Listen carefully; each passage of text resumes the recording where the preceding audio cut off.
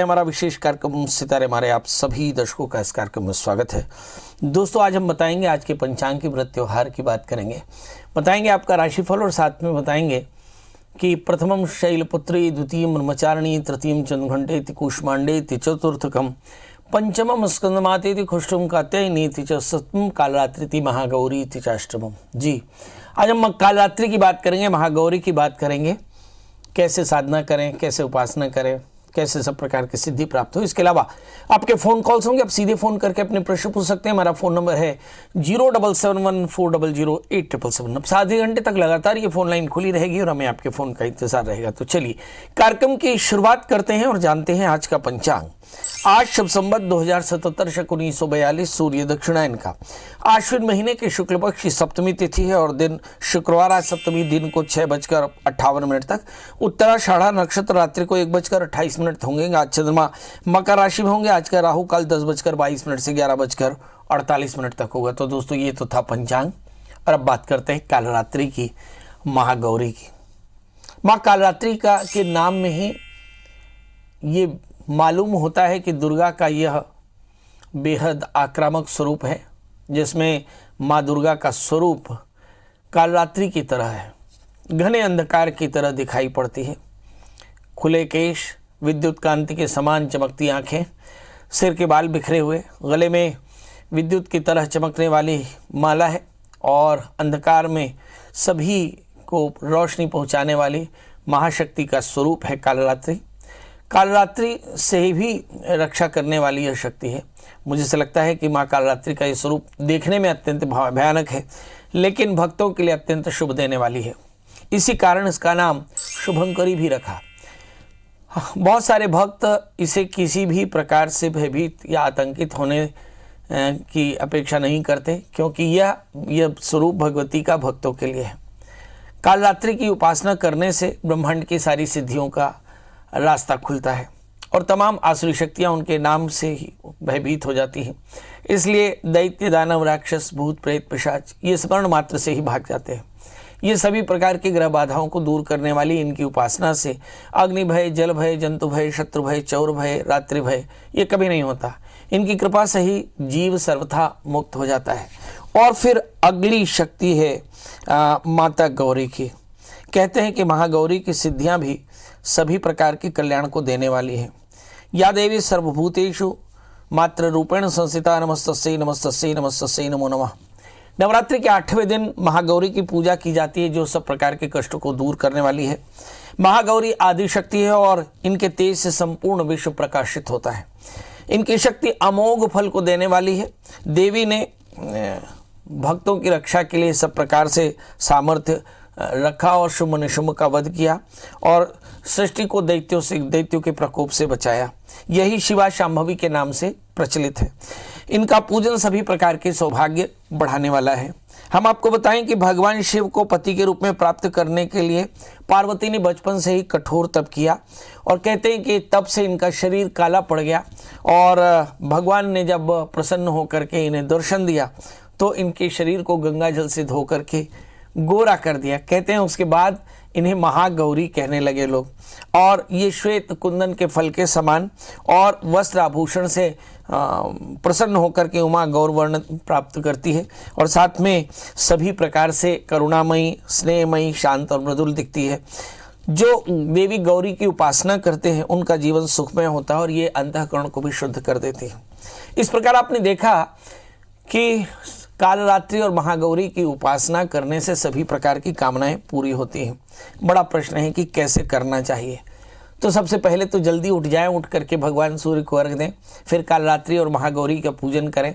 सबसे पहले गौरी गणेश, कलश, नवग्रह, षोडश मातृका की पूजा करें और फिर उसके बाद हम कालरात्रि और महागौरी की पूजा करें। षोडशोपचार से 16 उपचार से भगवती का पूजन करें और इसके बाद भगवती को उनके प्रिय भोग लगावें। इसमें खास करके कन्या पूजन करना चाहिए। ऐसे कहते हैं कि पहले दिन 1, 2, 3, 4, 5, 6, 7, 8, 9 अष्टमी के दिन 9 कन्याओं का भोजन कराना चाहिए, क्योंकि हम नवदुर्गा के रूप में दुर्गा को महाशक्ति की उपासना करते हैं। और चूंकि स्त्रियां समस्ता सकला जगस्तु तो ही कया पूरी तमम ये तत् कि मतलब सारी की सारी स्त्रियां, सारी की सारी कन्याएं ही माँ दुर्गा का स्वरूप हैं। इसलिए दुर्गा के एक एक स्वरूप के लिए हम एक एक कन्या का जीवन कराते हैं, उनकी पूजा करते हैं और उन्हें दक्षिणा देकर प्रसन्न करते हैं। तो श्रद्धापूर्वक अष्टमी के दिन आप कन्या पूजन करें, कन्याओं को भोजन करावें, कन्याओं को दक्षिणा देवें और आरती करके उनके आशीष लें।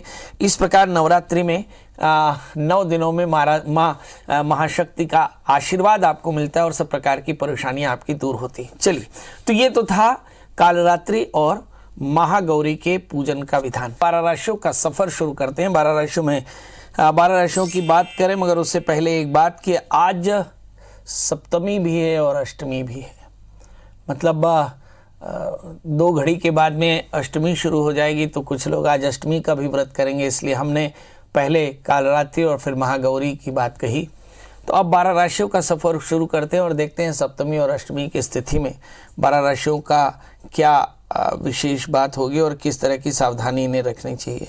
सबसे पहले बात करते हैं मेष शनि और इसकी। इस राशि वाले जातकों के लिए देखते हैं कि आज के दिन लग्नेश मंगल एज इट इज़ 12वें स्थान में बैठे हैं, तो निश्चित तौर पर इस राशि वाले जातकों के लिए आज भी वही एक बात होगी कि आपको अपनी सेहत का ध्यान रखना है।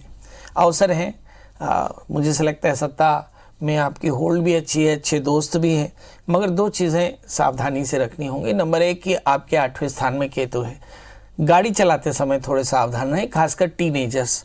और 6ठे स्थान में शुक्र बैठे हैं, मुझे ऐसा लगता है कि लाइफ पार्टनर की सेहत का ध्यान रखना चाहिए और किसी भी प्रकार के डॉक्यूमेंटेशन करते समय थोड़ी सावधानी जरूर रखें।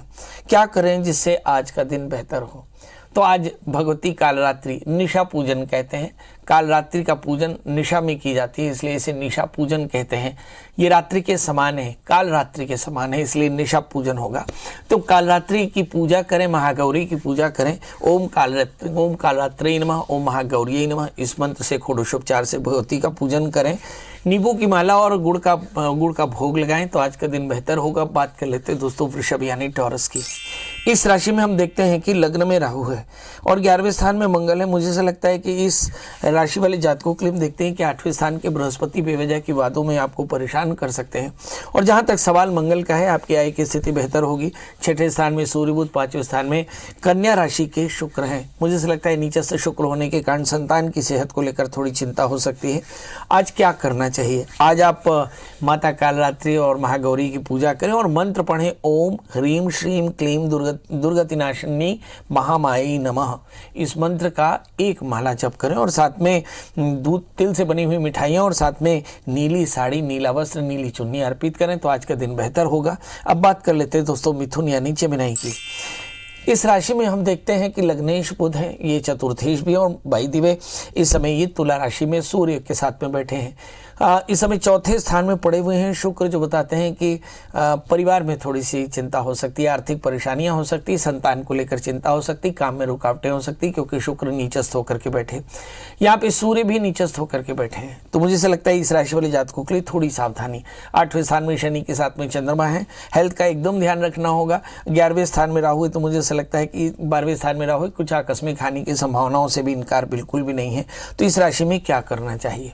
तो इस राशि में माता कालरात्रि और माता महागौरी की पूजा करें। हरी साड़ी माता की चरणों में अर्पित करें, उड़द के दाल के खिचड़ी का भोग लगावें और भगवती का मंत्र, भगवती की प्रियता के लिए या देवी सर्वभूतेषु मातृ रूपेण संस्थिता नमस्तस्यै नमस्तस्यै नमस्तस्यै नमो नमः, ये मंत्र अभय देने वाले इस मंत्र का जाप करें तो आप देखेंगे आज का दिन बेहतर होगा। बात कर लेते हैं दोस्तों कर्क राशि की। इस राशि के स्वामी 7वें स्थान में बैठे हैं। मतलब क्या होता है? मतलब होता है कि कहीं कुछ अच्छे दोस्त मिलेंगे, मगर शनि के साथ में चंद्रमा है, दोस्तों के बीच में भी विवाद हो सकता है। 6ठे स्थान में बृहस्पति है, मुझे ऐसा लगता है कि रोगों की चिंता हो सकती है, ऋण की चिंता हो सकती है। इस समय अगर हम कोरोना काल में देखें तो रोगों की चिंता बड़ी सहज है, होना भी चाहिए। इस समय 5वें स्थान में केतु है, 11वें स्थान में राहु है। आकस्मिक आय की संभावनाएं बनती है, मगर कमाई बड़ी सावधानी से करिएगा। भाग्य स्थान में मंगल पड़े हैं, बहुत तरह के अवसर आपके पास में होंगे। इस समय 3रे स्थान में शुक्र है, थोड़ा सा तनाव, थोड़ी सी एलर्जी की परेशानी हो सकती है। मतलब कुल मिलाकर के सावधान रहने की जरूरत है। वैसे भी हमारे प्रधानमंत्री कहते हैं कि जब तक दवा नहीं तब तक कोई ढिलाई नहीं, जब तक दवाई नहीं तब तक ढिलाई नहीं।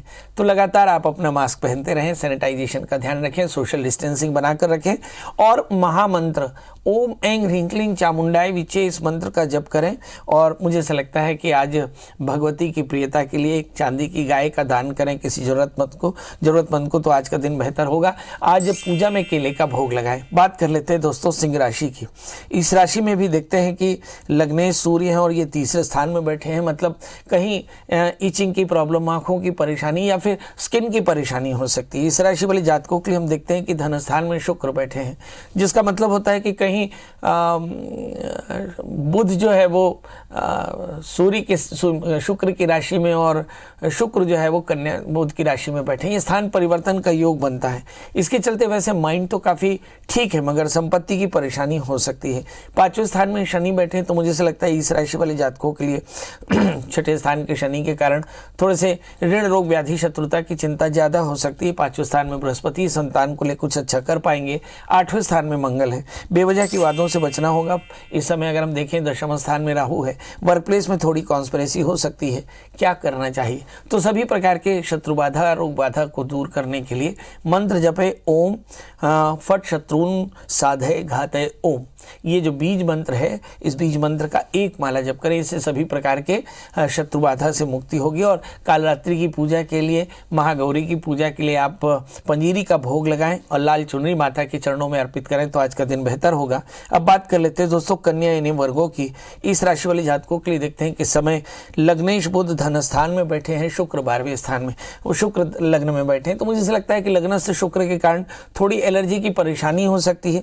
तीसरे स्थान में केतु, टैलेंट जबरदस्त है। भाग्य स्थान में राहु, उलझने लगातार बनी रहेंगी। चौथे स्थान में बृहस्पति, एक पारिवारिक कलह की संभावनाएं बन सकती हैं। पांचवें स्थान में शनि है। मुझे ऐसा लगता है कि संतान को लेकर कुछ बड़े निर्णय करने पड़ेंगे, एक अच्छी बात। सातवें स्थान में मंगल है, अच्छे दोस्तों का साथ मिलेगा। करना क्या चाहिए? तो इस राशि वाले जातकों के लिए एक मंत्र ओम ह्रीं श्रीं क्लीं दुर्गति नाशिनी नाशिनी महामाई स्वाहा, इस मंत्र का एक माला जप करें और गुड़ और तिल से बने हुए लड्डुओं का भोग लगाएं, तो आज का दिन बेहतर होगा। अब बात कर लेते हैं दोस्तों तुला यानी लिब्रा की। इस राशि में हम देखते हैं कि लग्न में सूर्य बुध है, 12वें स्थान में शुक्र है। लग्नेश अगर 12वें स्थान में नीचे सो करके बैठे तो हेल्थ को लेकर के थोड़ी परेशानी हो सकती है और स्थान का परिवर्तन हो सकता है।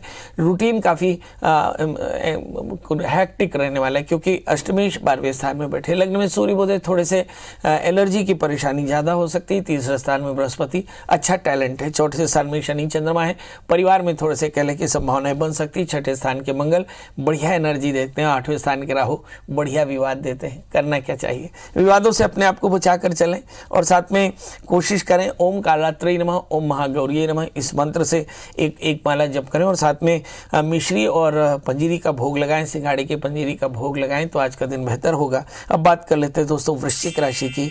इस राशि के स्वामी मंगल हैं और मंगल बैठे इस समय मीन राशि में, मतलब इस राशि में लग्न के केतु हैं, सातवें स्थान में राहु है। कुछ एक दोस्तों से बचना होगा, अपने टैलेंट को एक्सप्लोर करना होगा। तीसरे स्थान में शनि चंद्रमा है, स्वभाव का चिड़चिड़ापन ठीक नहीं होगा। मंगल इस समय आपके पास 5वें स्थान में बैठे हैं, तो मुझे ऐसा लगता है कि संतान को लेकर के काफ़ी चिंता हो सकती है। तो इस राशि में करना क्या चाहिए? देखिए 11वें स्थान में शुक्र है। यूँ तो देखने में ऐसा लगता है कि 11वें शुक्र के कारण आर्थिक लाभ होगा, पर मुझे ऐसा लगता है कि ठीक उलट कैश क्रंच की परेशानी हो सकती है। क्या करना चाहिए? वापस से वही आप नवाण मंत्र या फिर ओम फट शत्रुन साधय घातय ओम, इस मंत्र का एक माला जप करें, तो इससे रोग दोष चिंताएं दूर होंगी, शत्रु बाधा दूर होगी, जीवन की कटता दूर होगी और रिश्ते बेहतर होंगे। आज जामुनिया वस्त्र भगवती महामाया को अर्पित करें और साथ में अनार का भोग लगाएं, बच्चों में बांटे, तो आज का दिन बेहतर होगा। बात कर लेते हैं दोस्तों धनु यानी सिसिलियंस की। इस राशि में लग्न में बृहस्पति बैठे हैं, धन स्थान में शनि और चंद्रमा इस समय छठे स्थान में पड़े में राहु, 12वें स्थान में केतु। तो इस राशि वाले जातकों के लिए एक एक करके परेशानी क्या है ये देख लें।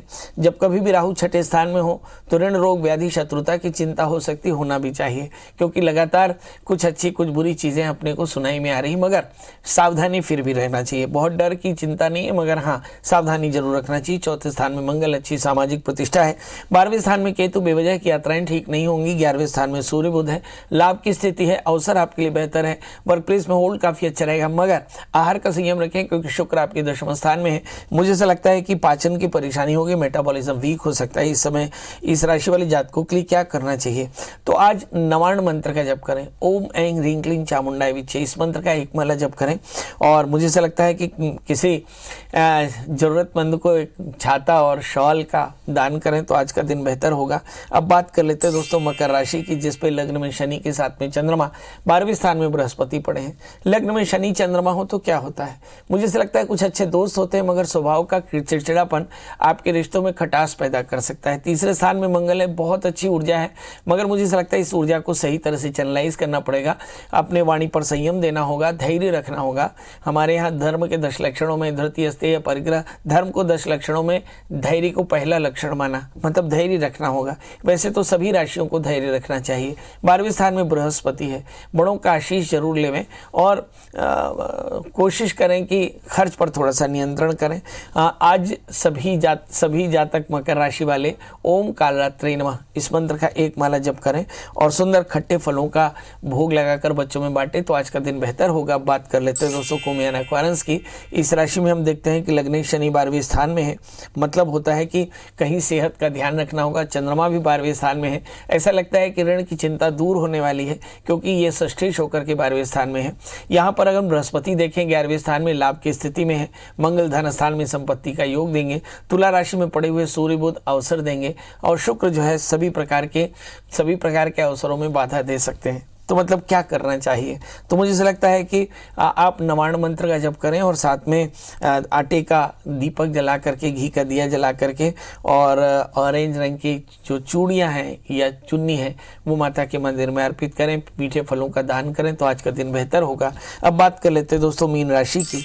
इस लग्न में मंगल बैठे हैं और लग्नेश 10वें स्थान में बैठे हैं, 11वें स्थान में शनि चंद्रमा और लग्न में मंगल है, मतलब मंगल के कारण तो मुझे ऐसा लगता है ऊर्जा बहुत जबरदस्त है। 11वें स्थान में शनि चंद्रमा, स्वभाव का चिड़चिड़ापन यहाँ भी ठीक नहीं, संतान को लेकर थोड़ी चिंता। 10वें स्थान में बृहस्पति, वर्क प्लेस में चीजें काफी ठीक रहेंगी। इस समय 8वें स्थान में सूर्य और बुध एक साथ बैठे हैं, ठीक नहीं। 7वें स्थान में शुक्र बैठे हैं। मुझे से लगता है सभी प्रकार के विषय वासनाओं से अपने आप को बचाकर चलना होगा।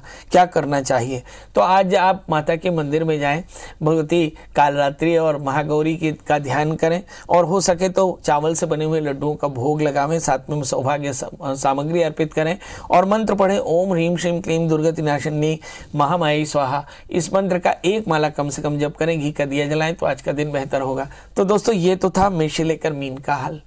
अब जाते जाते वही एक बात कि आप अपनी सेहत का ध्यान रखें। हमारे साथ एक कॉलर जुड़ चुके हैं राजेश जी अम्बाला कैंट से। राजेश जी आपका बहुत बहुत स्वागत है, बताइए क्या जानना चाहते हैं। पंडित जी राम राम। जी राम राम। पंडित जी मैं अपने बेटे के बारे में पूछना चाहता हूँ, उसका जॉब और उसका कैरियर अभी कैसा है और आगे कैसा रहेगा जी, और काफी बदलाव है जीवन में। तो उसका जो जन्म है वो 11 अप्रैल 1995, 11/4/95, समय 5:50 शाम को, अम्बाला कैंट। जी प्रभु, बच्चा करता क्या है अभी? अभी वो जॉब करता है लाइक बायजूस के अंदर। जी जी, सेल्स मार्केटिंग का काम है। हाँ जी जी। अभी आपको जानना क्या है इसके लिए कि उनका करियर कैसा रहेगा। अभी जैसे काफी बदलाव है, परेशान रहता है लाइक, तो आगे उसकी क्या नौकरी में क्या योग है, आगे तरक्की कैसे होगी उसकी। चलिए, नानक दुखिया सब संसार। मुझे ऐसा लगता है कि कोरोना के दिनों में ही शायद कभी नानक ने कोरोना के दिनों के लिए ही लिखा होगा कि नानक दुखिया सब संसार।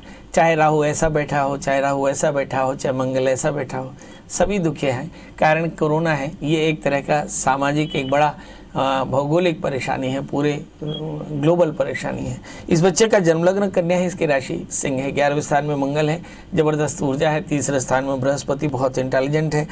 6ठे स्थान में शुक्र, ये भी कारक है। 7वें स्थान में सूर्य बुध, ये भी कारक है। 8वें स्थान में केतु, ये ठीक नहीं है। तो इस राशि वाले जातकों के लिए क्या करना चाहिए, तो इसे नित्य प्रति गाय को आहार देने के लिए बोलें, गुड़ के साथ एक रोटी खिलावें। जहाँ तक सवाल इसके करियर का है, इस समय सूर्य में राहु की अंतर्दशा जुलाई से शुरू हुई जो अगली जुलाई तक रहेगी, मतलब मोटे तौर पर आपको 1 वर्ष तक थोड़ा सा धैर्य रखना होगा। 15 जून 2021 के बाद जैसे ही गुरु की दशा चलेगी, इस बच्चे के जीवन में बड़े परिवर्तन आएंगे। सवाल यह है राहु की दशा में क्या होना चाहिए। तो राहु की दशा मतलब अंधेरे का समय, और अंधेरे का समय मतलब चुपचाप जहाँ बैठे हैं वहाँ वही करते रहें जो आपको सूझ पाए, ज़्यादा तरक्की की चेष्टा न करें। जून 2021 के बाद में जैसे ही गुरु की दशा होगी, इनका विकास होगा और ये जो चाहते हैं वो हासिल हो जाएगा।